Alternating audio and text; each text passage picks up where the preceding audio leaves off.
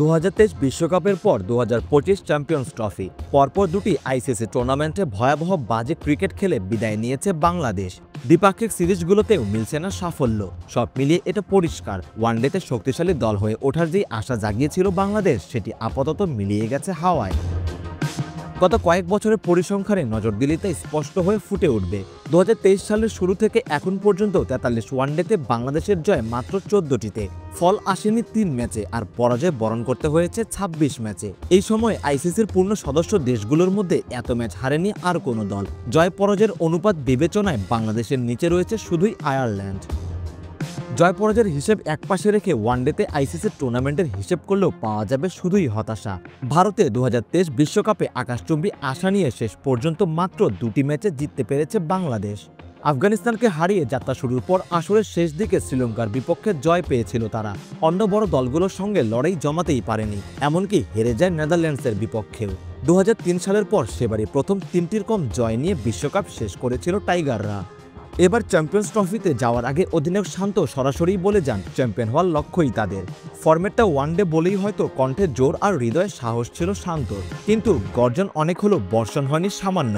হতশ্রী পারফরমেন্সের ধারা ধরে রেখে 2 ম্যাচেই চুরমার হয় তাদের স্বপ্ন। ভারতের পর নিউজিল্যান্ডের বিপক্ষেও পাত্তা পায়নি দলটি। এই নিয়ে টানা 3টি আইসিসি ওয়ানডে টুর্নামেন্টে প্রথম পর্ব থেকে ছিটকে গেল শান্তর দল। 2019 বিশ্বকাপে দক্ষিণ আফ্রিকা, ওয়েস্ট ইন্ডিজ ও আফগানিস্তানকে হারিয়ে শেষ দিক পর্যন্ত সেমিফাইনালের আশা ছিল দলটির। তবে সবশেষ 2 আসরে সামান্যতম সম্ভাবনাও জাগাতে পারেনি তারা। ওয়ানডের এই ব্যর্থতা যে শুধু আইসিসি টুর্নামেন্টে তা কিন্তু নয়। 2023 সাল থেকে 9টি দ্বিপাক্ষিক সিরিজ খেলেছে বাংলাদেশ, তার মধ্যে জিততে পেরেছে মোটে 3টিতে।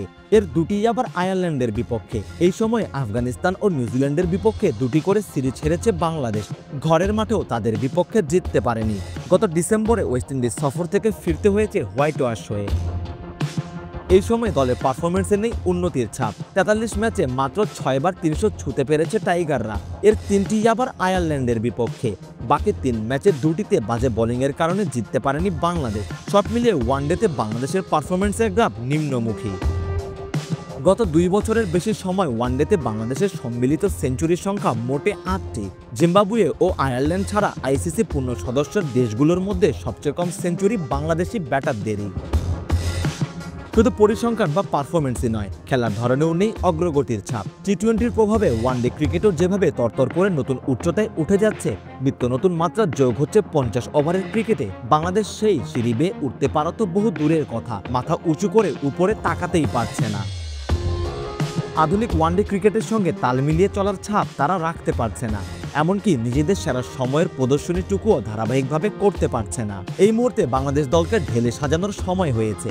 নাম বা অভিজ্ঞতা থেকে বের হয়ে তরুণ প্রতিভাবান ক্রিকেটারদের সুযোগ দিতে হবে, তবেই দেশের ক্রিকেট দিশা খুঁজে পাবে, আর দর্শকরা পাবে খেলা দেখার আগ্রহ। সারোয়ার সেতু, জিডি স্পোর্টস।